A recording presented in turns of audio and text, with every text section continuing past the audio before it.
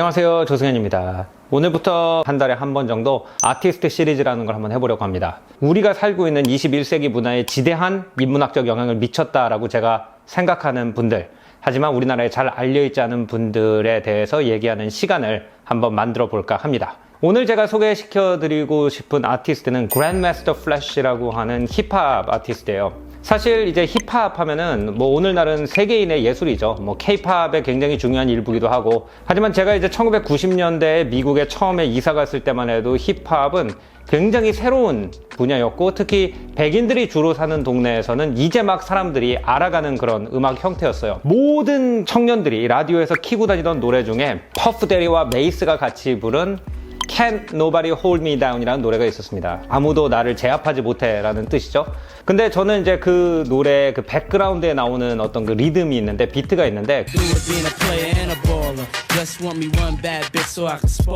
그냥 원래 그 곡인 줄 알았어요. 근데 우연히 그 곡에 오리지널 비트가 들어있는 1980년대 노래를 갖다가 듣게 됐습니다. 하지만 제가 클래식이라든지 옛날 음악에 관심이 많다 보니까 그냥 이게 옛날에 어떤 노래 샘플링한 거나 거기서 이제 끝났었습니다. 근데 제가 이제 그 힙합에 대해서 관심을 가지게 된 거는 이제 두 가지 계기가 있는데, 하나는 얼마 전에 돌아가신 앤서니 볼데인이라는 미국의 유명 방송인이 Part Unknown이라고 하는 그 TV 프로그램을 했거든요. 관광객들이 잘 안 찾는 곳에 가서 이제 그쪽 사람들이랑 같이 밥 먹으면서 대화를 하는 프로그램인데, 거기서 이제 뉴욕의 브롱스를 갔습니다. 한 20년 전까지만 해도 뉴욕이 굉장히 악명 높은 빈민가였죠. 브롱스에 대해서는 제가 그 조커 역사 배경 설명 비디오에 자세히 설명을 했으니까 한번 링크 찍고 들어가 보시고요. 브롱스에서 힙합과 그래피티와 비보잉이라고 하는 세계 청년들의 문화를 규정하고 있는 그 예술이 어떻게 탄생했는지를 탐방하는 그 프로가 있었습니다. 그거를 보고 내가 청년 때 같이 자라온 리듬들이 저는 역사에서 태어났다는 거를 알게 되고 깜짝 놀랐어요. 일단 그 스토리를 좀 쉐어링을 하자면, 힙합은 1970년대 말에 1530 세즈위가라고 하는 아파트의 커뮤니티 센터에서 시작을 했다고 합니다. 쿨 헐크라고 불리는 그 이민자 출신 DJ가 애들이 모여가지고 춤을 추도록 이렇게 레코드를 트는데, 빠른 빗만 나오면 애들이 열광을 하더라는 거죠. 그래서 그 빠른 빗만 반복적으로 틀기 시작했대요. 그래서 그 빠른 빗만 반복적으로 트는 것을 브레이크 빗이라고 불렀고, 그 브레이크 빗이 힙합의 기본이 됐다. 그 위에 브레이크 댄싱, 그리고 브레이크 댄싱을 하는 아이들을 뜻하는 비보이 문화가 탄생할 수가 있었고, 브레이크 빗 위에다 랩이라는 것이 발전을 할 수 있었다. 그래서 이제 힙합 문화는 브레이크 빗을 기반으로 해서 브레이크 댄싱, 그리고 그 당시 브롱스의 예술 형태였던 낙서인, 그래피티, 이 세 가지를 갖다 총체적으로 다 합쳐가지고 힙합이라 부른다. 그래서 궁금해졌어요. 어떻게 비주류 동네 문화가 강력하게 전 세계 사람들이 공유하는 문화가 됐을까? 그거를 갖다가 연구를 하다가 제가 어렸을 때 듣고 자란 퍼프 데리와 메이스의 곡의 원조인 그랜드마스터 플래시라는 MC가 그 중간에 있다는 것을 알게 됐습니다. 그랜드마스터 플래시 같은 경우에는 이제 진짜 오리지널 브롱스 전성시대 힙합 아티스트고, 실제로 DJ 쿨 헐크의 음악을 갖다 어렸을 때부터 들으면서 자랐대요. DJ 쿨 헐크만 해도 브레이크 비트를 만들기 위해서 이렇게 레코드가 돌아가면은 빠른 비트가 쫙 나오잖아요. 그러면은 옛날 턴테이블이니까 이 바늘을 들어서 다시 위에다 갖다 놨대요. 이게 엄청난 스킬이죠. 딱 어디서 그게 시작하는지 알고 바늘을 그 위치에다 갖다 놓는데 그 중간에 음악이 잘리는 거죠. 근데 이 그랜드마스터 플래시는 어떤 테크닉을 발명했다고 전해지냐 하면, 지금 우리가 DJ 생각하면 턴테이블 두 개 놓고 이렇게 돌리잖아요. 이쪽에서 브레이크 비트가 플레이 되는 동안 이쪽을 거꾸로 돌려가지고 그 비트를 찾아가지고 연속으로 브레이크 비트가 나올 수 있게 하는 그 테크닉을 개발한 사람으로 알려져 있다고 합니다. 그랜드마스터 플래시가 3명의 MC를 갖다랑 같이 콜라보를 했대요. 그래서 그랜드마스터 플래시 and 3MCs라고 해서 70년대 말과 80년대 초반 할렘과 브롱스 지방의 힙합을 주도했다고 하는데, 공식적으로 신문에 보도가 되거나 이런 게 아니었기 때문에 그 동네에서 이제 구전으로 전해지는 그런 설들이겠죠. 같이 일하던 MC 중에 멜리멜이라고 하는 유명한 MC가 있었는데, 랩을 하는 사람을 MC라고 부르는 것을 처음으로 한 사람이라 그래요. 그리고 또 하나는 키프 카우보이라고 하는 MC가 힙합이라는 단어를 처음 만들었다고 전해진다고 합니다. 키프 카우보이의 친구가 군대에 가게 됐대요. 근데 군대에 가면은 너 이제 앞으로 이러고 다니겠네?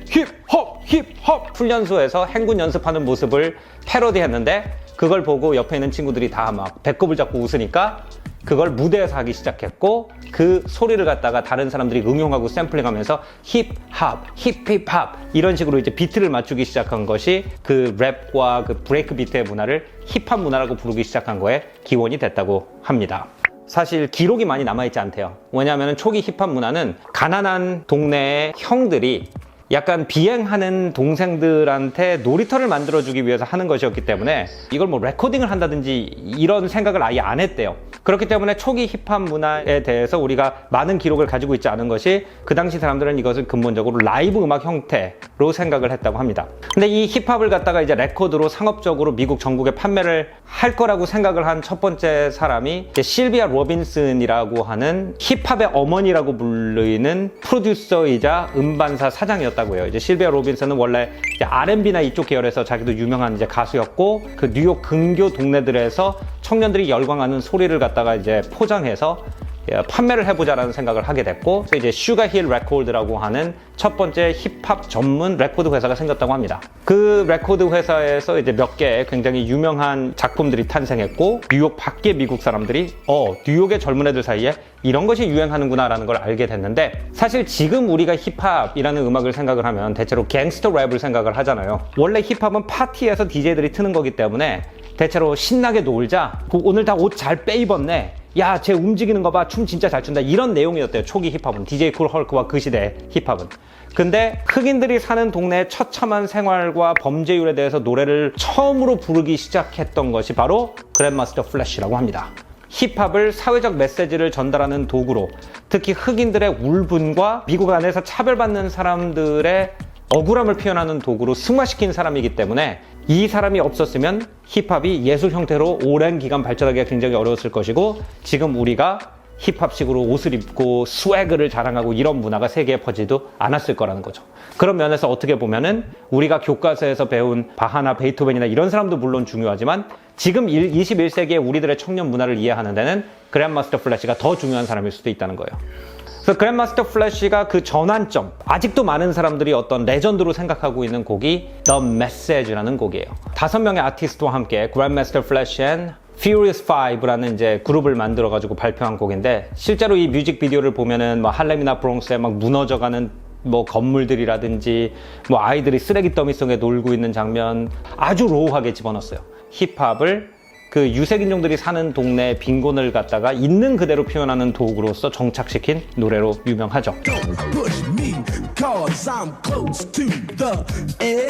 Don't push me, 나를 밀지 마. Cause I'm close to the edge. 난 벌써 벼랑 끝이야. 벌써 이것이 많은 걸 얘기해주죠. I'm trying not to lose my head. 나는 미치지 않으려고 노력하고 있어 이미. 1990년대 중반에는 이미 이제 힙합이 돈이 많이 되는 사업이기 때문에 퍼프데이와 메이스가 제일 잘 나가는 힙합 프로듀서니까 우리 크루를 건드릴 생각하지 마. 약간 이런 식으로 이제 그 노래가 풀렸는데 이 노래는 굉장히 다릅니다. 이 퍼프데이와 메이스 노래에서도 메이스가 솔로를 하는 부분이 이렇게 시작했던 걸로 기억을 하거든요. 깨진 유리가 여기저기 있어. If it ain't about the money. 돈 관련된 게 아니면 Puff, I just don't care. Puff Daddy, 난 신경 쓰지 않아. 거기서 브로큰 글래스가 왜 나왔는지 좀 궁금했어요. 근데 이거를 보면 압니다. 더 메시지를 보면은. 왜냐면은 이거를 인용했다는 거를 밝히기 위해서 첫 번째 라인을 똑같이 한 거거든요. 깨진 유리가 여기저기 있어. 사람들은 계단 위에 오줌을 누고 있고 걔네들은 아무 신경 쓰지 않아. 단어 몇 개만 바꿔가지고 집어넣은 거더라고요. 그것만 봐도 이 곡이 그 당시 뉴욕 힙합계에서 어떤 지위를 차지하고 있는지 알 수 있을 거예요.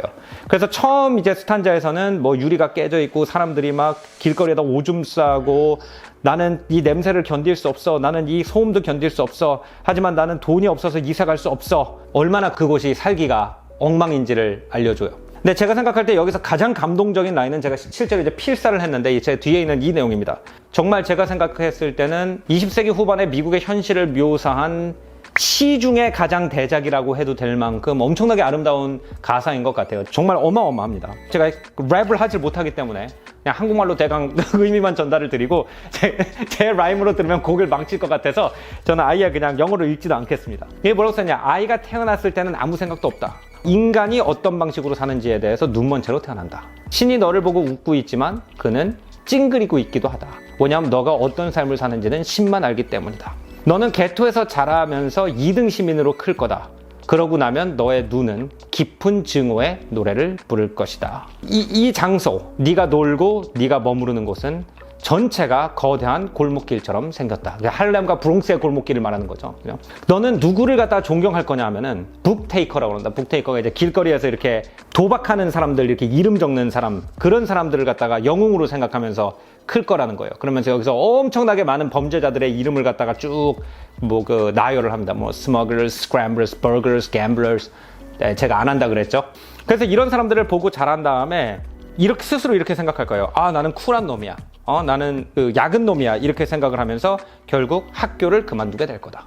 이제 너는 일이 없겠지. 그래가지고 아무것도 아닌 사람이 돼서 네가 마치 프리티보이 플로이드라도 된 것처럼 걸어다니겠지. 프리티보이 플로이드는 이제 제가 알기로는 금주령 시대의 그 강도거든요. 그런데 스틱업 키드, 이제 스틱업 키드로 변한다는 거예요. 스틱업 키드가 이제 뭐냐면은 그 조커 첫 번째 장면에 이렇게 팻말 들고 있는데 패고 도망가는 그런 애들을 갖다 이제 스틱업 키드라고 부르거든요. 자, 너가 무슨 일을 저질렀는지 봐봐.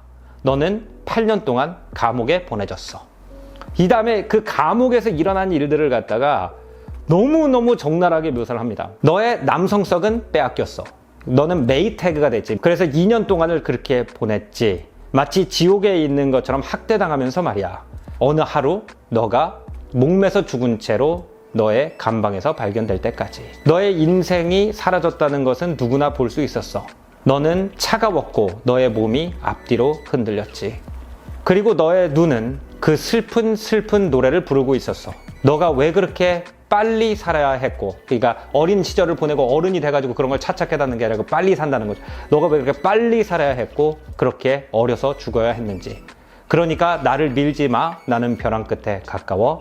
나는 미치지 않으려고 노력하고 있어. 어떨 때는 정글 같아.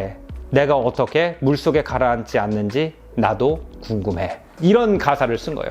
그랜마스터 플래시의 레코드가 이제 흘러가면서 서부에서 그 유명한 힙합 아티스트들이 흑인들이 주로 모여 사는 빈민가의 현실을 갖다가 랩으로서 표현할 수 있다라는 영감을 준 사람이라고 합니다. 이 곡을 찾아보면서 그랜마스터 플래시의 의미와 흑인 사회에서 그분이 가지고 있는 지위와 그 문화인으로서의 존경심 이런 걸 갖다 쭉 찾아보면서 이 스웨그라는 게 좀 함부로 흉내내는 게 아니라는 생각이 들었어요. 이 스웨그라는 게 정말 인생의 바닥을 다 봤기 때문에 더 이상 떨어질 데가 없어가지고 나오는 어떤 그 자신감 같은 그런 거를 얘기하는구나. 약간 그런 생각을 전 하게 됐습니다. 생각보다 어떻게 보면 미국에서 공감할 수 있고 이렇게 살고 있는 사람들이 많았기 때문인지, 아니면은 미국에 잘 사는 어떤 중산층들도 그 표면 아래 감춰진 무엇인가가 있다는 거에 대해서 항상 불안감을 가지고 있는데 그것을 직접적으로 표현해 줘서인지 미국의 중산층들도 나중엔 상류층들도 오히려 힙합 스타일을 따라하게 됐고 전 세계 젊은이들의 표현의 방식이 됐다라는 것에 대해서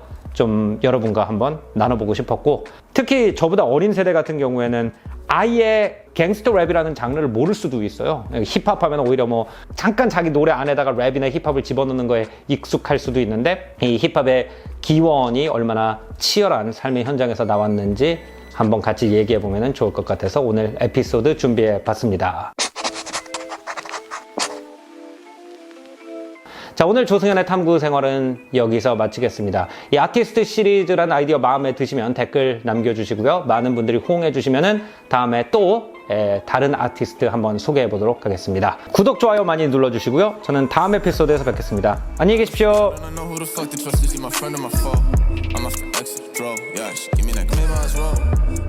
Back when I was younger, I was happy. Nowadays feel like no one understand me. I'm good at artists, silly, I'm Bob, Bambi. Baby's yellow.